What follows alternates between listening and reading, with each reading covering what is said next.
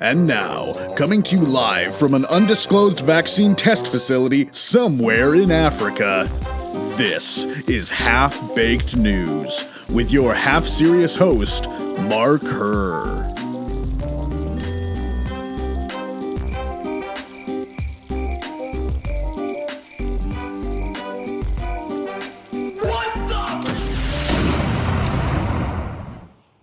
On behalf of Center for Self-Governance, this is Half-Baked News. I'm your host, Mark Herr, coming to you from an undisclosed location to prevent the spread of the coronavirus that has created this mass pandemic, hysteria, collapse of the United States economy. Wait a minute, I'm by myself, so I'll take my mask off.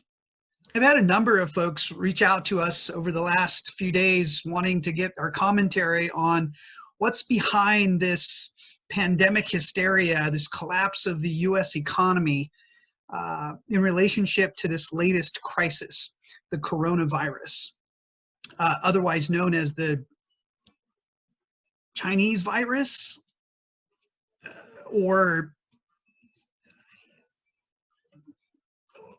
am I allowed to say that? This is all happening at a time that we're starting to see a message shift here, because you're starting to hear the Republicans, especially Trump calling it the Wuhan or the Chinese coronavirus. They're looking for someone to blame. Concern is growing this morning over an outbreak of a new SARS-like virus in China.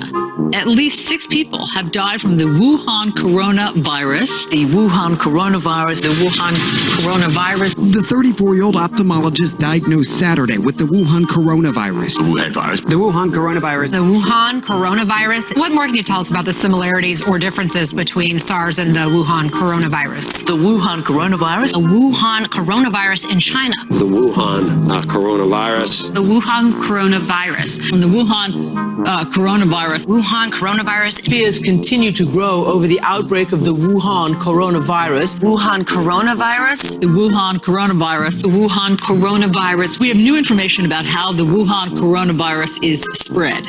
Tying coronavirus to China and Chinese people isn't just a racist dog whistle. It's a whole racist orchestra. It's a mighty, mighty racist bass tone. I hear Stephen Miller in this foreign virus setting up travel bans for the outside invasion of the disease. That's not the Chinese coronavirus that they've been that's calling not the first U.S. case of Chinese coronavirus. The Chinese coronavirus.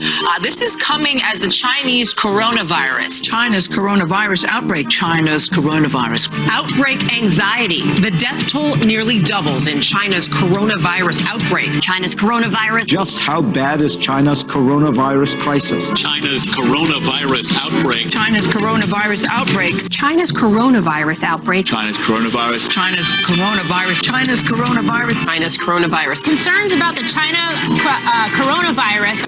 It's going to come across to a lot of Americans as smacking of xenophobia, to use that kind of term.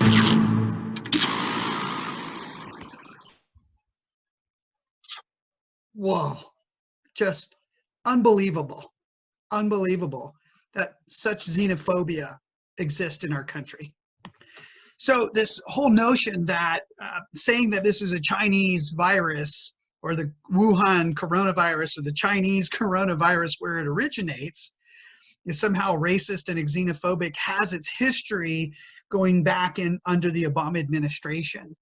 But let me tie it from then till now for you to kind of give some perspective in why I think that this is an overblown, out of control collapse of the United States by a group of people who believe that our nation was created by white, male, Christian slave owners, and the system that they created is somehow racist and wrong.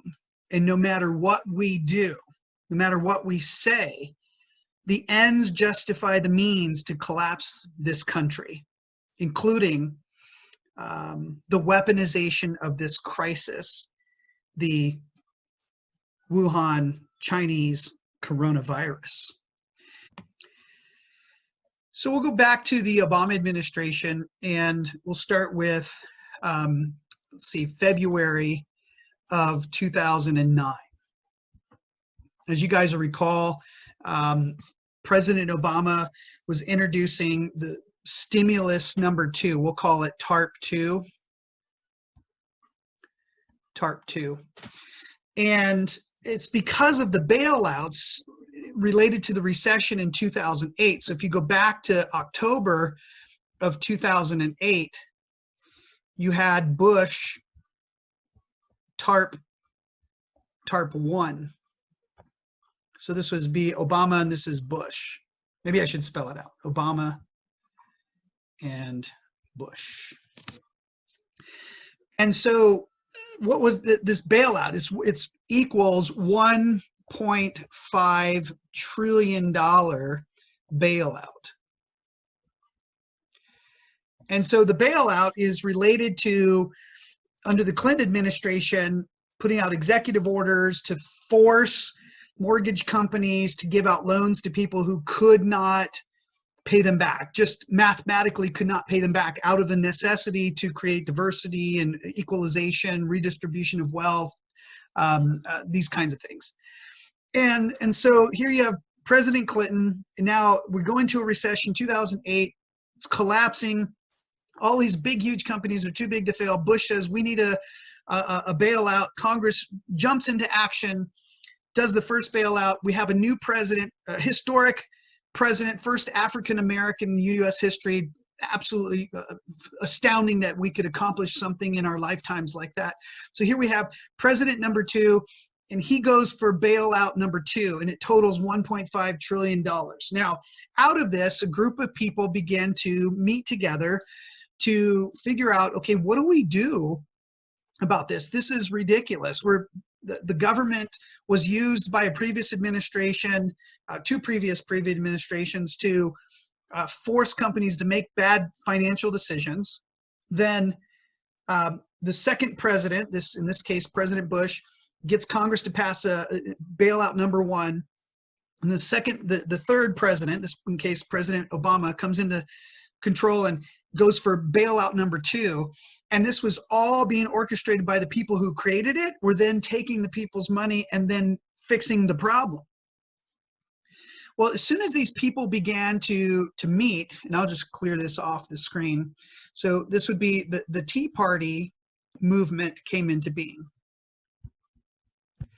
So this would start in March of 2009. March of 2009. And they began to meet saying, hey, this is wrong. You shouldn't be doing this. And so they had these tax day tea parties.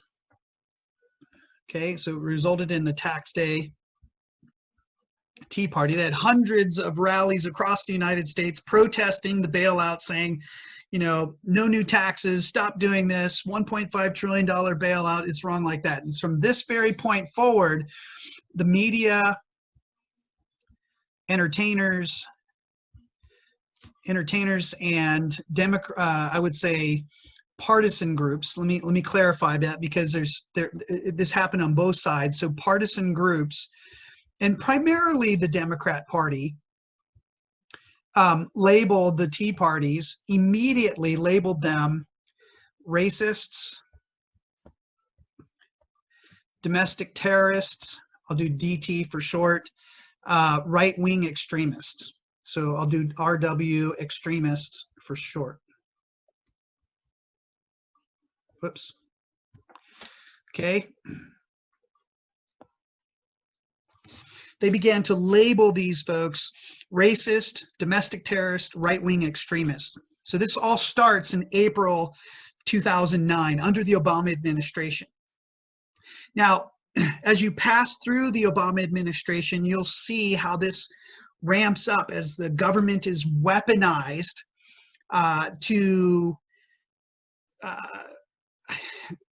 label these people as racist, as white supremacists, domestic terrorists, right-wing extremists, no matter what they do and no matter what they said. It just didn't matter. Okay, so let me clear the screen. So in October of 2009, the IRS started going after groups, these Tea Party groups. Number one, making it very difficult for them to apply for their tax status. In this case, it was they were applying for a C4 tax status, which meant they would be taxed. They wouldn't have to pay taxes, but they could not accept donations that were tax deductible from donors. So the IRS started asking people for their donor lists. They asked for their meeting agendas, the attendees, etc. And people started refusing to do it. Eventually, it resulted in lawsuits against the IRS. So now remember, the IRS works directly under the executive branch, and this would be directly under President Obama. Okay, now remember, they started out, the media entertainers, partisan groups, both Democrats and established Republicans labeled these folks as domestic terrorists, right-wing extremists, white supremacists, nationalists, all kinds of names, patriot, constitutionalists, anti-government, you name it. And so the IRS began to target these groups because of those labels. They sued, so they did a lawsuit, actually 2 lawsuits, and they won eventually. They eventually won the lawsuits, and the IRS admitted that they had targeted these groups unfairly, even should have been illegally. And so from that point forward, you see the weaponization of this language, white supremacists, right-wing extremists, domestic terrorists being fomented and propagated throughout the country. In addition, in relationship to the Tea Party movement, in 2010, yours truly was labeled by a congressman. I'll just write it up here. Congressman Steve Cohen out of Tennessee, Memphis, labeled people like myself and others for our questioning of the bailouts and this lack of fiscal, what we believed was lack of fiscal responsibility, labeled us white supremacists. Okay, and so we called it out, and we got a kind of a, you know, one of those "I'm sorry, but I'm not sorry because you're white supremacist" kind of a thing. came out of this case with Congressman Steve Cohen out of Tennessee. And we saw, again, the largest transfer of political control in November. So this took place in April with Congressman Steve Cohen. In November, you had the largest transfer of political control in U.S. history, or at least since the Civil War, from Democrat to Republican control, particularly at the state level, and the transfer of control at the House level in November of 2010. Well, what's interesting about this is that even though the control transferred, the labeling of all the groups, these Tea Party groups, etc., did not cease. White supremacist, domestic terrorist, right-wing extremist, anti-government, reject federal authority, constitutionalist, patriot groups, Christian groups, you name it. The labeling continued throughout 2010. Now, as you move forward in time under the Obama administration, I want to jump ahead to, I could cover a lot here, but I'm going to jump to 2014. And you had this event in April of 2014 where you have what's called the Bundy standoff. Now, the Bundy standoff was related to ranchers. This had nothing to do with the Tea Party. There's nothing to do with fiscal responsibility or anything like the TARP bailouts caused that Tea Party movement. The Bundy standoff was related to ranchers being driven out of business by federal land use policies. So now you introduce 2 new agencies besides the IRS. You have the BLM plus the FBI. Okay. The BLM and the FBI are related to this Bundy standoff. Now, this rancher, Cliven Bundy, is one of the last ranchers in Clark County. He's refusing to pay his grazing fees directly to the federal BLM. He wants to pay his grazing fees to his county, Clark County, Nevada. That's a whole nother story. but they essentially weaponized the government against this guy to take all of his cows, and there ends up being this standoff. I ended up filming this standoff, not because I own cows or I supported what they were doing. I would in no way encourage any of you to commit acts of political violence whatsoever. And our organization's position on both political violence and racial supremacy is absolutely 100% in the public square and clear without a shadow of a doubt. So here you've got the BLM being weaponized against this group. They take the cows. A whole bunch of people show up from all over the country. If you want to watch our film, go to our YouTube channel, Center for Self-Governance, find the Bundy standoff. It's 60 minutes. You'll get it from our perspective and what we saw that day. And the media is labeling these guys racist, domestic terrorists, right-wing extremists.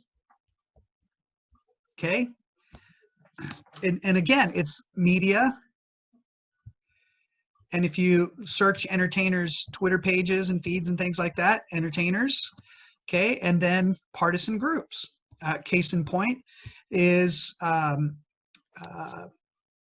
their senator from Nevada, the president of the Senate at the time, Harry Reid, and he says, quote, "These people who hold themselves out to be patriots are not. They're nothing more than domestic terrorists." So here you've got these people aren't affiliated with the Tea Party. They are now being labeled domestic terrorists, racist, right-wing extremists, etc. And they're having their livelihoods destroyed. Ranching, mining, logging, all out in the West based on these federal land use policies under the Obama administration in particular. And there's so much more to this story, but I want to bring you quickly to the coronavirus and how I believe and our organization believes that this ties together. Okay, so we're going to fast forward now to 2016. It's January. And these same people, the leaders at the Bundy standoff in 2014, they end up taking a refuge in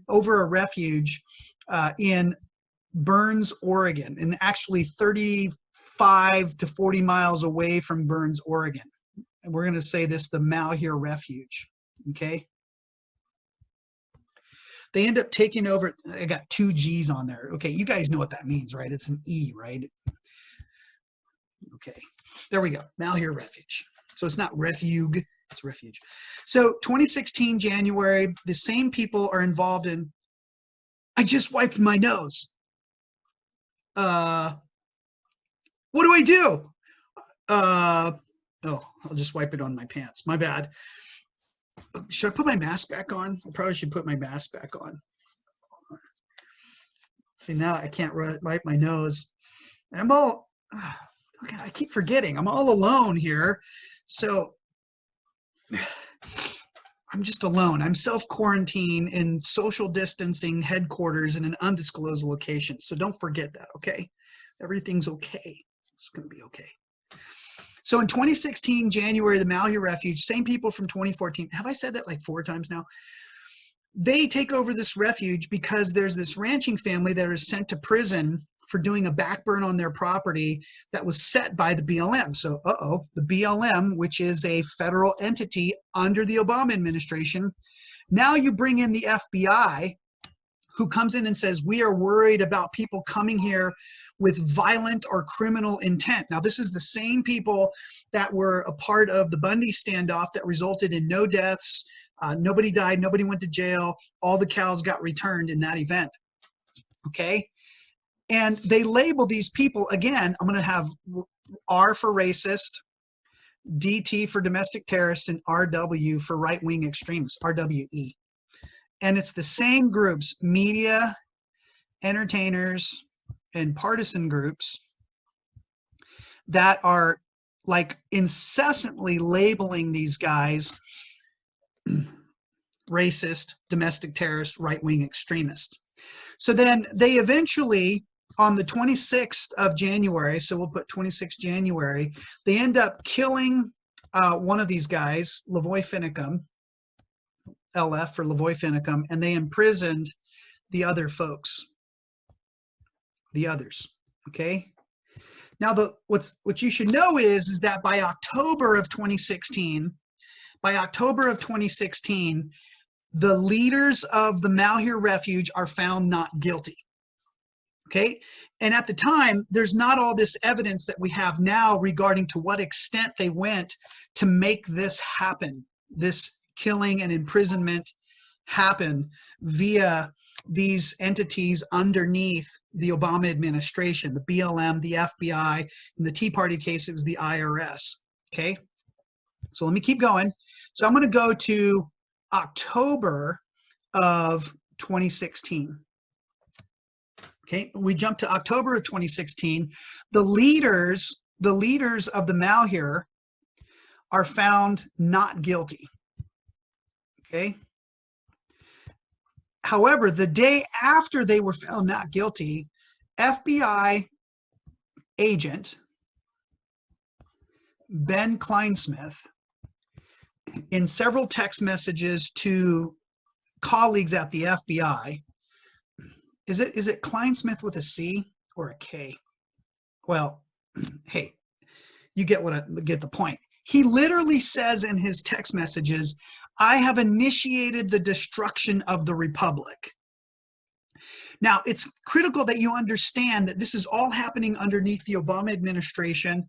And during this 2016 timeframe, what does Ben Kleinsmith mean when he says, I have initiated the destruction of the republic? At this very same time, and what we now know is that FISA court applications, it's a secret court, okay? It's a secret court that came about because of 9/11. So that's all the way back to 2001, the Patriot Act. And in the Patriot Act, they introduced the new definition of domestic terrorism, this really broad definition of what it means to be a domestic terrorist in the United States. So he created the FISA court kind of out of the fruit of the Patriot Act and some other laws that came out. It's bigger and broader, so there's more details. If you want to learn about it, go to the websites and the internet and do the research yourself, okay? The bottom line is, this guy is involved with others in falsifying applications or misleading the court in order to achieve surveillance against the Trump campaign. Okay, so I just wanted you to think about this. Here you got the Tea Parties in 2009. They're just protesting bailouts, but they're accused of hating a black man and the president, which I'm like, that's phenomenal that our country could actually achieve that, right? But I got labeled white supremacist, domestic terrorist, right-wing extremist. So did these ranchers out in the West protesting federal land use policies under the Obama administration. They get targeted for it. They are successful in 2014. They go to another ranch because now these ranchers are literally being put in prison for protecting their ranch. And now they kill a rancher, then they imprison all of these people. It's a mixture of ranchers and militia and people looking for a good time, maybe, I don't know, but the leaders end up being found not guilty. And the next day, FBI agent Ben Kleinsmith says, I have initiated the destruction of the republic. What does that mean? Well, it has to do with the FBI and the DOJ now, because you enter the DOJ here, not just the FBI anymore, right? You've got this is the judicial branch, and then the executive branch, Department of Justice. They're now involved in prosecuting these people in 2016, the same year that they're violating the secret court's purpose by falsifying applications in order to spy on the Trump administration, well, the Trump candidacy at the time. So this is mind-blowing, okay? Because when we get to 2018, let's go to 2018, and in between President Trump's election in January, or his taking office in January 2017, up until January of 2018, it's nuts, right? Because the media, again, it's interesting how the media, entertainers, and partisan groups, what are they labeling President Trump? He's a racist, right? He's a domestic terrorist, and he's a right-wing extremist enabler. Okay, but I want to point out something to you. In January of 2018, the Bundys from the 2014 event were put on trial for that event. So they were found not guilty in the 2016 Malheur Refuge ranching scenario takeover. At this particular case, the judge in the case, Judge Navarro, tells the DOJ prosecutors, this would be people like a gentleman named Steve Myrie, okay, tells them, you have failed in your constitutional obligations regarding the due process of everyone involved in the Bundy standoff. They withheld tons of evidence that would have helped the defense in their jury trials. And so the judge threw out the entire case because of problems within the Department of Justice. And this is all the same time that the FBI, through Comey, McCabe, Ben Kleinsmith, Peter Strzok, Lisa Page, they're literally conspiring to undermine the President of the United States, to spy on the candidate who was running for the President of the United States. And at the same time, they were using both the DOJ, FBI, Bureau of Land Management, and IRS to target average American citizens, ranchers, regular folks, Tea Party people who are concerned about their taxes and the abuse or maybe the fiscal irresponsibility of that $1.5 trillion bailout back in 2009. So that leads us to 2019. 2019, you see the media, again, the entertainers and partisan groups pushing this racist, domestic terrorist, right-wing extremist narrative. You hear them call for, we need a couple of things. Number one, we need to create domestic terrorism code because of the scourge of white supremacy. And they literally try to introduce these things in 2019 based on these labels, right-wing, extremist, domestic terrorist, racist. And it's coming from the media, the entertainers, and these partisan groups, and they're calling for domestic terrorism code.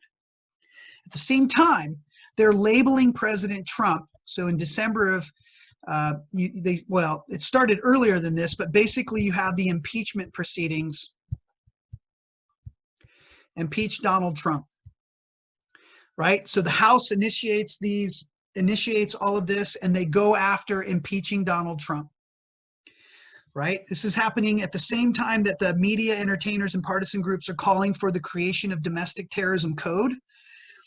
And it leads to this impeachment articles against President Trump. Now, remember, he's being labeled the racist, domestic terrorist, right-wing extremist, a nationalist, fomenting the increase of white supremacy in the United States. And then they all of these groups throw out all this data that they call legitimate to prove. For example, there's over 400 mass shootings last year. And of those mass shootings, less than 5 of them are white supremacy related. And of the white supremacy related mass shootings, half of them are left-wing connected. But the narrative is that we have a right-wing extremist, racist, domestic terrorism problem, not a left-wing problem. Okay? So keep in mind, these ranchers took over this facility in 2016 and they were labeled racist, domestic terrorist, right-wing extremist. Well, last year in July, a left-wing extremist tried to take over a federal building in Tacoma, Washington. His name is Willem von Spronsen.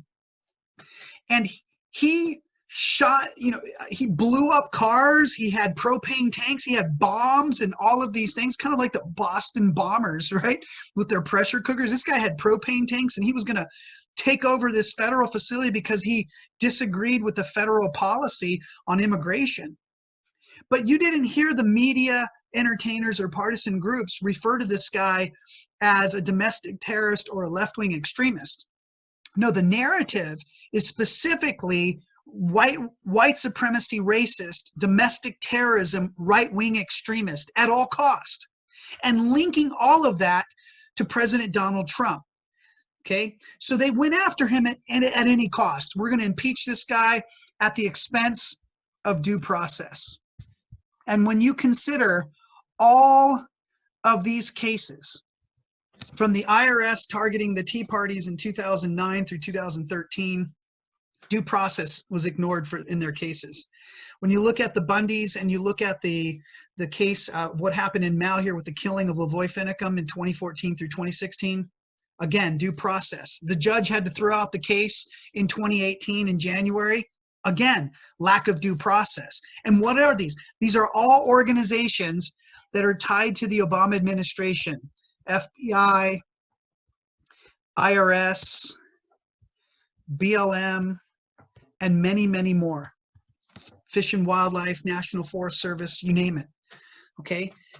These entities have now become weaponized under that particular president's administration, targeting people at all cost, no matter what it takes, in order to silence their voices. And what voices are they actually trying to silence? Are they actually racist? Are they actually domestic terrorists? Are they actually right-wing extremists hell-bent on collapsing and hurting the United States of America? Well, it seems like it's backwards when you get to now with the coronavirus. Because think about it. The Senate did not impeach Trump by, was it 4 or 5 votes? It's no different than Andrew Johnson in 1867, 1868, when the radical Republicans tried to impeach at the time, the Democrat vice president who is now president after the assassination of Lincoln, Andrew Johnson. And just consider that. They're in the Senate, and they get one. You get one Republican, Mitt Romney, right? One Republican. He votes to impeach Donald Trump. And in his speech on the floor, he says, I'm following my conscience and my convictions. He reads from his hymnal based on his faith. And he's, and then the Democrats, the media, the entertainers, and the partisan groups, they label him a defender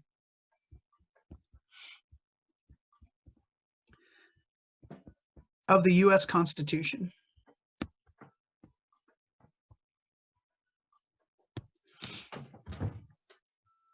Now, wait a second. I want to compare him really quick before we get to the coronavirus. As we go through this timeline, I'm hoping to help you see how this is connected. Is Lavoy Finicum the gentleman killed in 2016? Lavoy Finicum and Mitt Romney share the exact same religious faith. And Lavoy Finicum said in many of his videos, you can go to YouTube on One Cowboy Stand for Freedom, Lavoy Finicum, watch his videos. He says, I'm defending the Constitution. As an individual, I can stand for the Constitution. Now remember, the media labeled him, I'm going to do this real quick. I'm going to change the colors. The media labeled him a racist, domestic terrorist, right-wing extremist. But they label Mitt Romney a hero, a defender, right? He's a hero. Lavoy Finicum, he's a villain. Keep in mind what I'm saying here is this guy votes to impeach Donald Trump, but the media, entertainers, and partisan groups have labeled Donald Trump a racist, a domestic terrorist, and a right-wing extremist. They've also labeled Lavoy Finicum a villain, a racist, a domestic terrorist, a right-wing extremist. They've labeled people like me and others who are part of the Tea Party movement protesting fiscal irresponsibility, and not the fact that for the first time in world U.S. history, amazingly, we elected an African-American to the White House. Phenomenal, right? Well, no, we got labeled white supremacist, racist, domestic terrorist, right-wing extremist. And here's Mitt Romney being labeled a hero, a defender of the U.S. Constitution by the same groups, media, entertainers, and partisan groups that labeled Lavoy Finicum a villain, a racist, a domestic terrorist, a right-wing extremist. And then the government was then weaponized against them. Let me go ahead and put these up here. Weaponized the FBI, right? The DOJ, the IRS, the BLM. These are all entities that are under the executive branch under the Obama administration. Okay, so they're now weaponized to root out racism, domestic terrorism, and right-wing extremism. So individuals like the Tea Party and Lavoy Finicum and myself and Donald Trump, we're not defenders of the Constitution anymore. We're now enemies of the United States of America. And what better way than to punish the American people by destroying the economy that holds together this 7-boundary republic, by weaponizing this crisis, the coronavirus 19 virus, the Chinese virus, the Wuhan virus, the thing that originated in China that made its way over here and is now this pandemic hysteria that is collapsing the United States economy. So I just wanted to give you guys a few stats. So as of today, there's 737 people who have died from this. And our population is about 325 million. If you multiply this by 100,000, then the number of cases, the number of deaths per 100,000 people is 0.22 deaths per 100,000 people. Now, if you go to the CDC's website and you study this, okay, and look at the numbers and then look at the past mortality rates regarding the leading causes of deaths, this is nowhere on the map. Now, we're social distancing. We have lockdowns.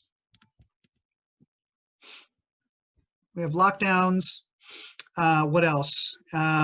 We have quarantines.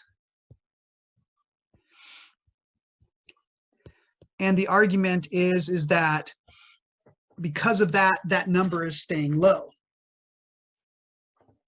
That very well may be the case, because in no way are we health experts in our organization and myself, in no way do we fully grasp the magnitude of all this, and I get that. However, when it comes to this matter of shutting down the economy and weaponizing it, look, I want you to consider what's happening right now in Congress, okay? Hold on just a second. Notice here that it says the latest headlines today is that House Speaker Nancy Pelosi is delaying the coronavirus relief bill vote after not committing. So they've introduced a new stimulus package to help our collapsing economy, okay? And people are making the comparison between the stimulus bailouts of 2009 and this stimulus bailout of 2020. So, you know, a decade's difference. And they're saying, where's the Tea Party in their protest about this bailout now? Well, think about this. Nancy Pelosi impeached the president at all costs. The evidence isn't there to impeach President Trump. And he was found not guilty. And so here you are with this virus, okay, that's upper respiratory, and that the number of people recovering ratio to number of deaths is actually increasing. But you can do the research for yourself. Check it out on CDC's websites. You've got this happening, more delay tactics. How could anyone not say, or at least observe, that this continues to hurt our economy? Because people's businesses are shut down, restaurants are closed, bars are closed. Anywhere there's social gathering, which the concern is if you socially gathered, you're going to spread it exponentially. So, Drudge is reporting one person can spread it to 59,000 people. Well,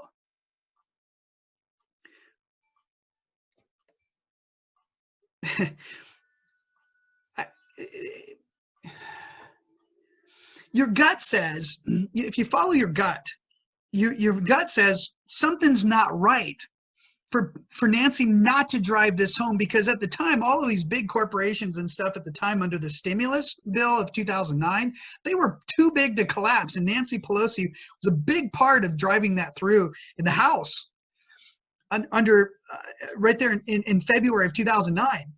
So here we are, and the economy's collapsing. People aren't going to work. Think about it. The nation is considered by the media, entertainers, and partisan groups as to be inherently racist. You impeach a president without due process. You kill a guy without due process. You target the Tea Parties in 2009 without due process. And here we are. This virus is being spread, the pandemonium, rather than the pandemic, the pandemonium of fear causes this punishment of the American people, where they start to get mad. And I think what it is their hope is that they will hate the President of the United States, because the economy is collapsing. And in history, the economy going up or down is usually, the blame is afforded to the President of the United States for some reason. I just wanted to show you what some of the governors and mayors are doing around the country. So this is Andrew Cuomo basically threatening to shut down the playgrounds. This is Los Angeles mayor saying, I'm going to cut the water and power to non-compliant businesses. So from the House leadership frustrating the bill to provide stimulus to the American people under the system that the media, entertainers, and partisan groups consider to be racist, and they label anyone who says Chinese virus racist. You have the governor of New York, who may end up in the presidency, who maybe end up as the Democrat nominee through a brokered convention up against Donald Trump as the media's comparison. And even entertainers now coming out and say, hey, maybe we should run Cuomo against Trump. Even some partisans now are kind of pushing this idea, have him run against. Look at this. He's threatening to shut down the playgrounds. Who does this hurt? It hurts the average American. So if they can tie this pandemonium, this collapse of the economy, back to President Trump, then they essentially take back the White House. So here you can see recently Congressman Clyburn stated that on a phone call with the Democrat caucus, saying this is a tremendous opportunity to restructure things to fit our vision. Well, what is their vision? Their vision is that we are racists plus domestic terrorists plus right-wing extremists equals Donald Trump, and Donald Trump equals America. And so whatever they have to do, what is their vision? Advance the labeling of average Americans, IRS, Lavoy Finicum, Hammonds, Donald Trump, you and me, as racist, domestic terrorist, right-wing extremist. And this is, in my opinion, on behalf of the Center for Self-Governance, they are punishing the United States for electing President Donald Trump for being a country, a system of government that was created by white male Christians who owned slaves, and therefore this system, America, is a racist system in and of itself. And for them, the ends justify the means, whatever it takes. Whatever it takes for them to collapse the United States of America and replace it with their system of government.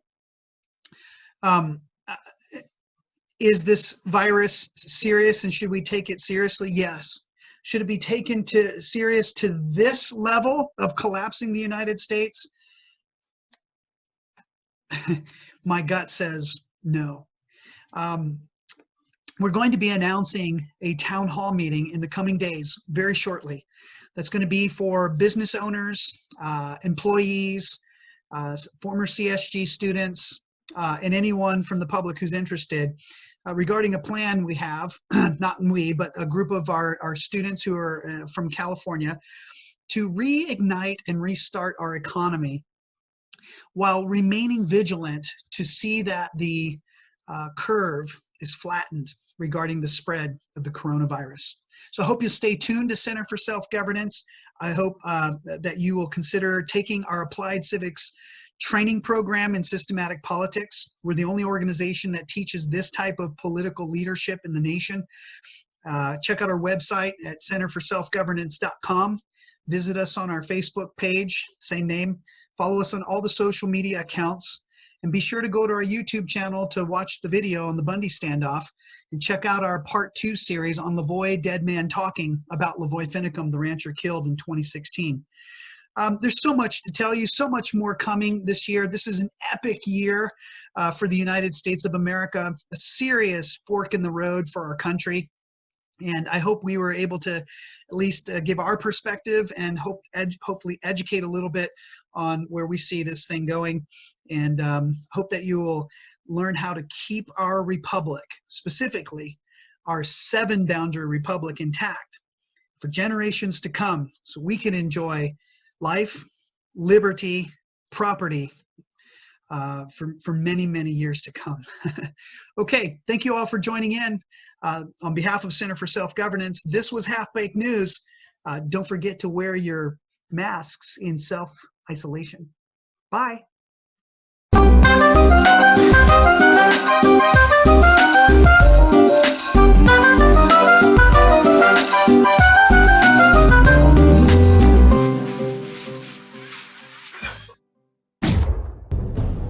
When I am king, the mighty will be free to take whatever they want, because a hyena's belly is never full. Mufasa's far too powerful to challenge. Mufasa is yesterday's message. A clapped-out, distracted regime whose failings undoubtedly presage the need for a different dream. Yes, leonine times are a-changing, which means that hyenas must too. My vision is clear and wide-ranging, and even encompasses you. So prepare for the coup of the century. Prepare for the murkiest scam. Meticulous planning, tenacity spanning, decades of denial is simply why I'll be king! Undisputed, respected, saluted, and seen for the wonder I am! Yes, my teeth and ambitions are bared. Be prepared. Be prepared. Be prepared!